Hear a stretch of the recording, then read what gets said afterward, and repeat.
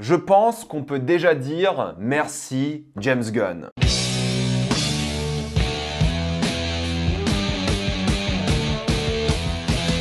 Creature Commandos. Comme d'habitude, jusqu'à la minute indiquée dans le titre de la vidéo, il n'y aura pas de spoilers, parce que là vous êtes tranquille, après on va tout spoiler. Creature Commandos parle d'une escouade de monstres qui sont obligés d'intervenir dans un pays étranger afin de protéger une princesse. S'ils ne le font pas, une puce dans leur tête va les faire exploser. Creature Commandos est donc officiellement la première série du nouvel univers DC, le DCU, et honnêtement, j'avais pas vraiment hâte de la voir. Je me suis dit, ok, une série d'animation DCU, pourquoi pas, mais je vais pas m'empresser de regarder ça. J'attends vraiment le film Superman, mais c'est vrai que la bande-annonce Superman m'a donné envie de m'intéresser au DCU avec Creature Commandos, parce que la série est diffusée depuis le 5 décembre et elle s'est finie aujourd'hui, en tout cas la première saison, une deuxième saison est confirmée. J'avais envie d'un peu de James Gunn et du coup j'ai lancé la série. Et oui, c'est bel et bien officiellement la première série et première œuvre dans le DCU, même si Peacemaker fait techniquement partie du DCU, parce que c'est aussi James Gunn, et il a dit que Peacemaker va avoir une saison 2 qui sortira d'ailleurs cet été, et en plus de ça, il va garder quasiment tous les éléments de Peacemaker dans son univers à lui. D'ailleurs, concernant Peacemaker, il y a des personnages de Peacemaker qui sont dans la série Creature Commandos. Mais techniquement, depuis que le DCU est lancé et existe, c'est la première série officielle et du coup, elle fait partie du DCU. Il n'y aura évidemment pas besoin, j'imagine, de voir des séries d'animation comme celle-ci pour apprécier les prochains films du DCU, mais déjà, ça met en place plein de choses intéressantes dans le DCU. C'est bel et bien canon et même si j'ai pas ressenti de hype au début, en regardant les premiers épisodes, j'ai compris. Du coup, vu que c'est une série sur le DCU, elle est disponible sur Max. Il y a 7 épisodes de 24 minutes en moyenne. C'est écrit par James Gunn. Et honnêtement, ça se ressent parce que ça ressemble beaucoup à The Suicide Squad, mais en animation. Parce qu'en effet, c'est le même principe. Nous avons ici une escouade de personnes qu'on peut techniquement sacrifier parce que ce sont des monstres qui sont rejetés de la société et des criminels emprisonnés qui, grâce à cette puce, seront forcés de travailler pour le gouvernement, pour Amanda Waller, qui est interprétée par Viola Davis, pour le coup. C'est le même principe de Suicide Squad, c'est la chair à canon pour aider ou déstabiliser un pays. Là, cette fois-ci, c'est un pays d'Europe de l'Est, un pays fictif, mais la vibe est clairement Europe de l'Est, slave, qu'ils doivent protéger, mais évidemment, il y aura plus de problèmes que prévu, et c'est là que la série va beaucoup changer. Et c'est le premier truc à dire, si vous n'avez pas aimé The Suicide Squad, eh bien, réessayez, parce que c'est incroyable, The Suicide Squad, l'un des meilleurs films de super-héros de ces dernières années. Plus le temps passe, plus j'aime ce film, mais surtout que si vous n'avez pas aimé, soyez honnête, vous n'allez pas aimer Creature Commandos, parce que c'est exactement le même délire. Mais moi, j'ai adoré The Suicide Squad, donc moi, j'étais aux anges pendant cet épisode. C'est exactement le même principe, il y a présentation d'une mission par un leader généralement humain. Là, c'est pas Rick Flag, mais Rick Flag senior, son père, qui d'ailleurs, comme beaucoup des acteurs de l'œuvre en question, seront de retour en live action. Rick Flag senior sera de retour dans Peacemaker saison 2. Frank Grillo qui interprète, il me semble qu'il y a déjà des images officielles de lui dans la saison 2 de Peacemaker. Donc chaque épisode des 7 va présenter les différents membres de cette squad, avec leur backstory, leurs origines, pourquoi ils sont méchants, pourquoi ils sont en prison. Et c'est toujours des origines un peu à la fois drôles, mais fatalement tragiques et introspectives par rapport à ce personnage-là. Tu vas comprendre pourquoi ils sont ce qu'ils sont. Je ne vais pas en parler dans la partie sans spoiler, mais je trouve qu'ils ont vraiment bien géré la manière dont ces backstories fonctionnent dans l'œuvre, parce que les épisodes sont faits autour. Ils racontent en même temps les flashbacks et l'histoire du coup de la série. Et il y a un délire très Del Toro, c'est-à-dire qu'on va être fasciné par les monstres. Alors il y a évidemment Frankenstein, ce qui est rigolo par rapport à Del Toro, mais il y a plein d'autres monstres, comme un monstre type la forme de l'eau. Et ça sera vraiment comment on peut apprécier ces gens qui sont marginalisés, qui ont été abandonnés par le système, et ces losers, entre guillemets, non pas parce qu'ils sont nuls, mais parce qu'ils ont tout perdu au final. Et le but, ça va être ça, c'est de nous faire apprécier via des fables à chaque fois un peu tragiques, avec une sorte de morale, pourquoi ils sont ce qu'ils sont, des gens désabusés, qui sont prêts à se sacrifier, qui s'en fichent de la vie et des choses comme ça. Je précise juste que c'est une série d'animation, mais c'est une série pour adultes, c'est à la fois sexuel,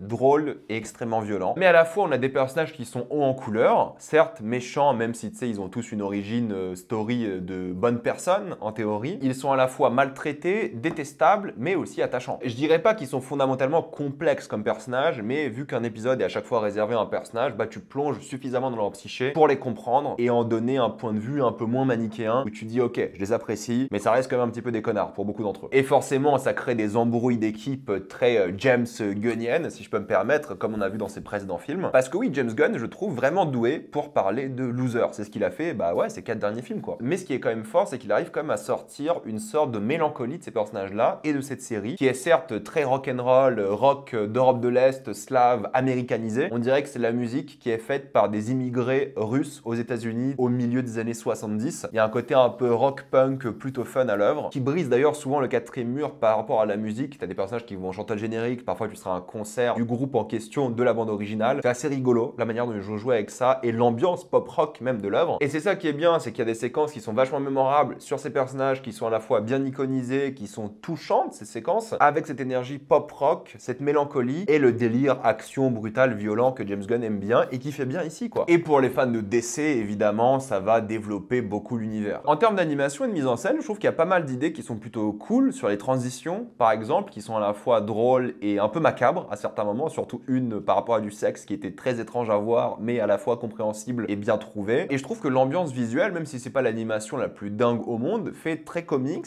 et il y a une sorte d'énergie dans les mouvements. Il n'y a pas beaucoup de détails certes, mais les personnages sont bien vivants, il y a une belle direction artistique je trouve, qui est efficace pour ce que l'œuvre veut faire. C'est beaucoup plus beau qu'un Invincible, je trouve, tout en réussissant à créer des plans que je trouve assez marquants, avec une belle composition des cadres, surtout par rapport aux personnages qui sont généralement brutalisés, disons-le. Mais il y a beaucoup de narration visuelle, ce qui fait plaisir. Il faut regarder activement la série, sinon vous allez louper pas mal de détails visuels et de narratifs. Je dirais pas que la direction artistique est unique, mais j'aime bien. Et j'ai l'impression que c'est le genre de séries qui peuvent sortir une fois par an. Pas besoin d'attendre des années pour une nouvelle saison, pour un truc un peu mid en termes d'animation. Et j'ai jamais été déçu par l'action, jamais été déçu par les scènes un peu touchantes. Ils se sont plus concentrés sur la composition des cadres, le storyboarding, plutôt que le détail vraiment technique. Et moi, ça me va. S'il y a suffisamment de symbolisme, de beauté dans l'œuvre que je vois, pour moi, c'est suffisant. Puis évidemment, tout se mélange bien avec la musique, avec le sang, avec tous les effets visuels qui rendent bien aussi. Et ça parle de choses sérieuses. Alors oui, on peut aller dans la case, on va dire, géopolitique, où ça parle de mensonges, de conspiration, de corruption, d'interventionnisme. Il y a un côté un peu prévention du crime que j'ai pas envie de spoiler, qui est intéressant. Mais au final, ça parle aussi de choses plus innées au personnage, le traitement de la femme, des abus sexuels, des violences et des choses comme ça, une obsession des hommes aussi par rapport à certaines femmes. Ça parle du traitement des animaux, comme l'a souvent fait James Gunn dans ses œuvres récemment. Ça parle du traitement de la famille, beaucoup. L'objectif de ces gens-là, c'est de trouver une famille. Ça parle de ces gens marginalisés parce que ce sont des monstres, des criminels ou des choses comme ça. Voilà, c'est toujours quelqu'un qui a aimé parler des gens rejetés de la société et y chercher un peu leur qualité positive. Et c'est ça le but de la série, encore une fois. Pour conclure, je dirais pas que c'est profond, mais c'est pas grave. C'est juste hyper divertissant. Ils arrivent vraiment à nous attacher à ces personnages-là, à les aimer. Ils en créent un petit peu des icônes pour plusieurs thématiques sérieuses pour le coup. C'est hyper bien rythmé, je veux dire, c'est que cet épisode de 24 minutes et ça enchaîne constamment. C'est généreux, c'est fun, c'est drôle, c'est touchant. J'ai envie de revoir ce personnage-là, j'ai grave hâte de voir une saison 2. J'ai passé un super moment devant quoi. Les relations entre les personnages sont le cœur de l'œuvre, leur dialogue, leurs défauts, leurs qualités, leur motivation, leurs rêves. Je pense que vous allez vous en rappeler, je pense que c'est une série mémorable et moi j'ai vraiment grave kiffé. Donc si vous aimez le délire de James Gunn, vous allez kiffer celle-ci. Elle vaut clairement le détour. Donc je ne peux que vous la conseiller et c'est la première vraie bonne réussite du DCU et le DCU commence bien. Maintenant, je vais passer en spoiler.